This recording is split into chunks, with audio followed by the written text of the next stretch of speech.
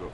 Bonjour, on est sur le stand de Vignobles et Signatures. On va parler maintenant du domaine de l'Ortus avec Yves Orliac et Martin Orliac. Alors Martin, c'est quand même le frère de Yves.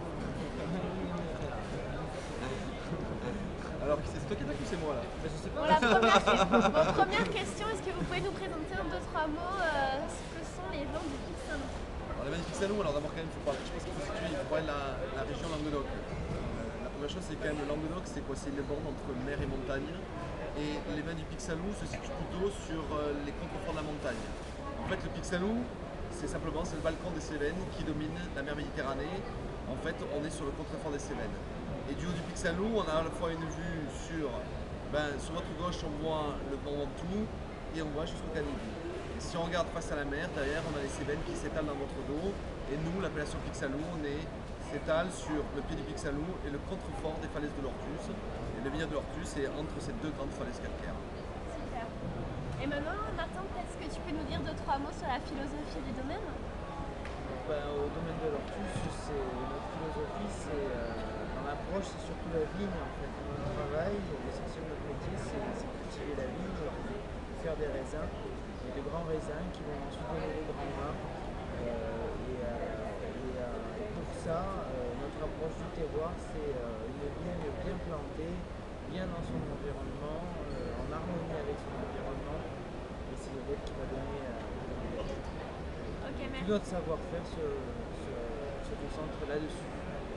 Je dirais qu'après la cave, l'élevage, les mises en bouteille, c'est de l'ordre de l'anecdotique. Et si tu me parles de Vignobles et Signatures? Une bande de copains. Donc, non, mais signature, c'est une bande de copains, c'est aussi le plaisir de se retrouver et de voir d'autres régions, de voir d'autres choses que l'Ortus. Même si à nos yeux, l'Ortus, ça reste le centre du monde et les portes du paradis, il n'empêche qu'il y a aussi d'autres paradis dans ce bas monde. Et Vignobles et Signatures, c'est la réunion à la fois de copains qui s'entendent bien, de productions différentes, et ça permet aussi justement d'avoir une ouverture sur le monde vigneron et viticole, qui est autre chose que le Pixalou. Alors, pour nous, Vignobles et Signatures, c'est à la fois aussi un esprit, c'est des valeurs communes, c'est aussi une façon de voir les choses qui sont en commun, et puis c'est des échanges, avant tout des échanges. Et Vinexpo 2011, comment vous le sentez? Alors là, non. Alors là, le problème, c'est qu'on est en terrain ennemi, on est chez les Bordelais, même s'ils sont bien sympathiques. Non, je complaisante. Non, en fait, Vinexpo, on parle d'ouverture. Le vin est à la fois aussi un produit convivial, c'est un produit culturel, c'est un pur produit des hommes, et c'est aussi un produit qui permet un échange. Et Vinexpo justement permet cet échange. Et c'est vrai que pour nous, languedociens qui sommes plus au sud, plus méridional, ça nous permet déjà voir le magnifique terroir de Bordeaux, ça nous permet de revoir les copains de Vignobles et Signatures, puis ça nous permet de voir les gens avec qui croient en nos vins et surtout des gens qui viennent du monde entier. C'est vrai que nous on exporte beaucoup dans le monde, sur des destinations très différentes qui peuvent aller de l'Australie en passant par le Japon, en s'arrêtant par les Caïmans, etc. Alors c'est pas forcément pour placer de l'argent, mais c'est pour placer du vin. Et c'est vrai qu'on voit ces gens-là sur Vinexpo. Donc pour nous, en ce sens, c'est très intéressant. Alors après, c'est vrai qu'on a d'autres salons comme Vinisud, où là on est sur une autre approche puisqu'on joue à domicile, donc c'est différent. Mais là, c'est plus du local. Sur Vinexpo, on est plus ouvert sur le grand monde, grand export. Et est-ce que vous avez une anecdote tous les deux sur le monde du vin, votre métier? Non, moi j'ai rencontré une anecdote, c'était plus sur les sangs d'Ortus, le côté un peu pionnier de l'Ortus et de cette partie-là en viticulture.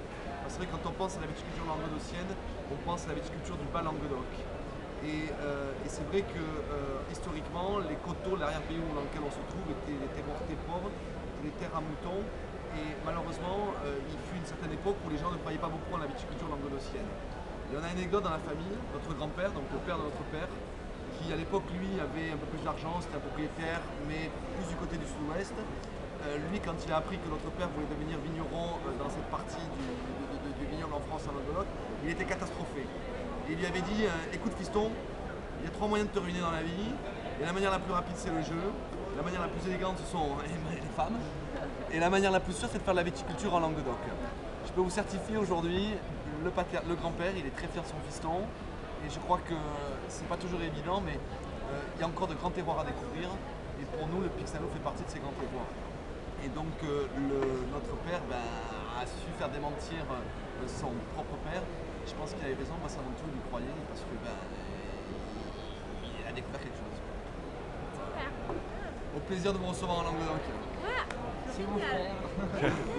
Super quoi. Bon, ça vous va?